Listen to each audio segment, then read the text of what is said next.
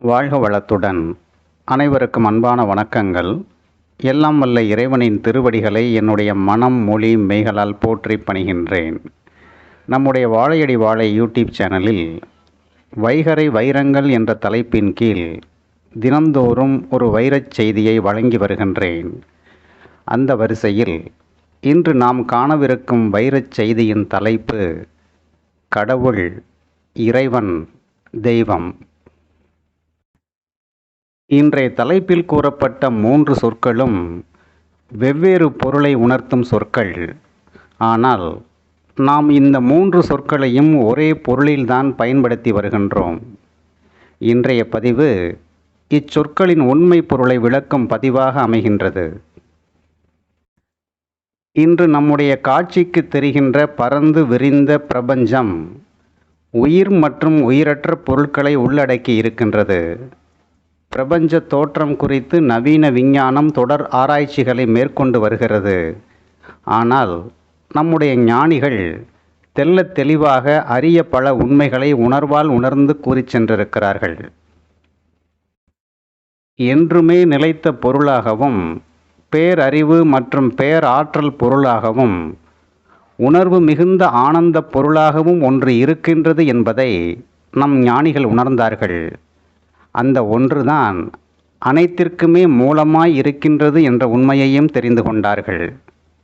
இந்த மூலப்பொருளிற்கு தமிழ் கொடுத்த பெயர்தான் கடவுள். இதைத்தான் வடமொழி பிரம்மம் என்ற வார்த்தையால் கூறுகின்றது. இவ்வாறு அனைத்து வெளிப்பாடுகளுக்கும் காரணமாக இருக்கும் இந்த மூல பரம்பொருள்தான் தான் தனி என்ற நிலையில் தனித்து இருக்கும், அதாவது அனைத்தையும் கடந்து இருக்கும். கடந்து உள்ள இந்த நிலையை குறிப்பதற்காகத்தான் கடவுள் என்ற சொல்லை பயன்படுத்தினார்கள். கடவுள் என்ற இந்த மூல பரம்பொருளுக்கு சைவ சமயம் கொடுத்த பெயர்தான் சிவம் என்று தெரிந்து கொள்ளுங்கள். பிரம்மம், கடவுள், சிவம் என்று எந்த பெயர் கொண்டு அழைத்தாலும் அனைத்தும் உணர்த்தும் பொருள் ஒன்றே ஒன்றுதான். சிவம் என்ற நிலையில் உள்ள அந்த பேரறிவு, பேராற்றல், ஆனந்த பொருள் எப்படிப்பட்டது என்பதை உணர்ந்தவர்கள் எவருமே இங்கு இல்லை. எனவேதான் பெரிய புராணத்தை படைத்து அருளிய சேக்கிழார் உலகெல்லாம் உணர்ந்து ஓதுதற்கரியவன் என்று பாடினார். தற்போது இறைவன் என்ற சொல் உணர்த்தும் பொருள் என்னவென்று பார்ப்போம். ஒரு அறையில் பொருட்கள் இறைந்து கிடக்கின்றன என்று கூறுகின்றோம். அதாவது பொருட்கள் ஒரு இடம் பாக்கி இல்லாமல் நீக்கமற நிறைந்து இருப்பதை இவ்வாறு கூறுகிறோம். இதை போலத்தான் தான் தனி என்ற நிலையில் இருந்த பிரம்மம் அல்லது சிவம் அல்லது கடவுள் தன் நிலையை விட்டு கீழ் இறங்கி வந்து பிரபஞ்சமாக வெளிப்பட்டு அனைத்திலும் நீக்கமற நிறைந்தும் கலந்தும் இருக்கும் நிலையை இறைவன் என்ற வார்த்தையால் குறித்தார்கள்.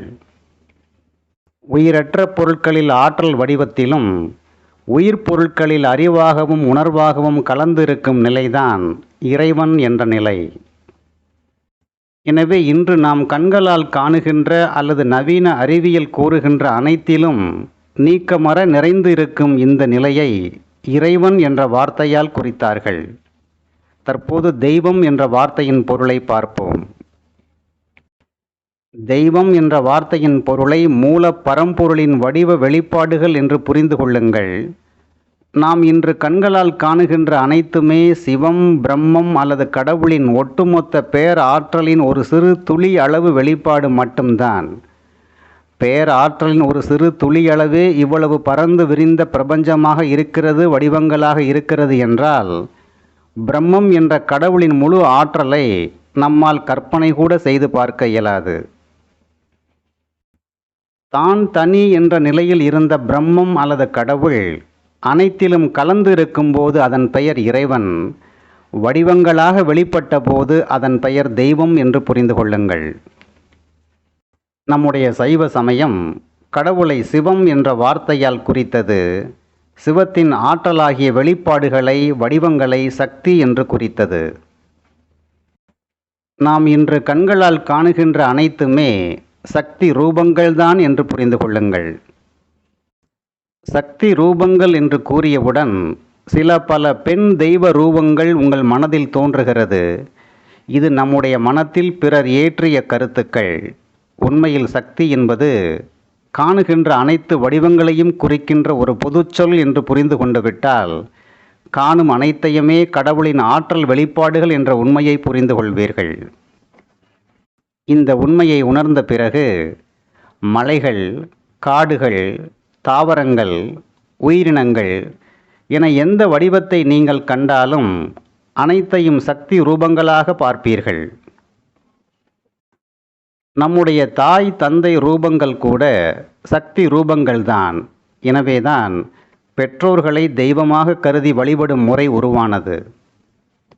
நாம் சார்ந்திருக்கின்ற சமுதாயம் அல்லது நம்முடைய வாழ்வாதாரம் மேம்படுவதற்காக உழைத்தவர்களை நாம் தெய்வம் என்ற அந்தஸ்து தந்து குல தெய்வம் என்று பெயரிட்டு நன்றி பெருக்குடன் வழிபடுகின்றோம். குல தெய்வம் என்று நாம் இன்று கூறுகின்ற அனைத்துமே நமக்காக உழைத்த சக்தி ரூபங்கள் என்று புரிந்து கொள்ளுங்கள். இவ்வாறு நமக்கு நன்மை செய்த சக்தி ரூபங்களை நன்றி பெருக்குடன் வழிபடும் வழிபாடுதான் இன்றைய குல தெய்வ வழிபாடு. எனவே தெய்வங்கள் என்பன பிரம்மம் என்ற கடவுளின் ஆற்றலை தாங்கி வரும் உருவங்கள் அல்லது வடிவங்கள். இன்று நாம் உருவ வழிபாடு செய்யும் அனைத்துமே தெய்வங்கள். கடவுள் கரு என்றால் தெய்வம் என்பது உரு என்று புரிந்து கொள்ளுங்கள். தான் தனி என்ற நிலையில் இருக்கும்போது அதன் பெயர் பிரம்மம் அல்லது கடவுள். இப்படிப்பட்ட கடவுள் அனைத்திலும் கலந்து இருக்கும்போது அதன் பெயர் இறைவன். இவ்வாறு கலந்திருக்கும் நிலையில் இருக்கின்ற இறைவன் உருவங்களாக வெளிப்படும் போது அதன் பெயர் தெய்வம் என்று புரிந்து கொள்ளுங்கள். நம்மிடம் இருக்கு சிற்றறிவினை கொண்டு நம்மால் வடிவங்களை மட்டுமே உணர முடியும்.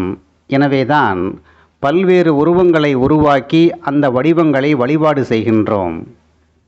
திருவண்ணாமலையை கண்டவுடன் கையெடுத்து கும்பிடும் நாம் பிற மலைகளை அவ்வாறு கும்பிடுவதில்லை. ஏன்? திருவண்ணாமலை சிவத்தின் வெளிப்பாடு என்ற கருத்தை நம் மனத்தில் ஆழ பதித்து வைத்து விட்டோம். இந்த கருத்திலிருந்து வெளிவந்து காணுகின்ற அனைத்தையுமே சக்தி வடிவங்களாக காண துவங்கிவிட்டால் இங்கு உள்ள அனைத்துமே தெய்வம் என்பதை உணர்வீர்கள். கடவுள் என்பது ஓதுவதற்கும் உணர்வதற்கும் இயலாத ஒன்று என்பதால்தான் வள்ளுவர் கடவுள் என்ற வார்த்தையை திருக்குறளில் எங்குமே பயன்படுத்தவில்லை. தெய்வங்களை காட்சியாக வடிவங்களில் கண்டு வழிபடுங்கள். இறைவனை அனுபவத்தின் வழியாக வழிபடுங்கள். கடவுள் அல்லது பிரம்மம் என்ற ஒன்று உண்டு. அதுவே அனைத்திற்கும் மூலமாய் இருக்கின்றது. இதனை நம்மால் உணர முடியாது, அனுபவிக்க முடியாது என்ற உண்மையை ஏற்றுக்கொள்ளுங்கள்.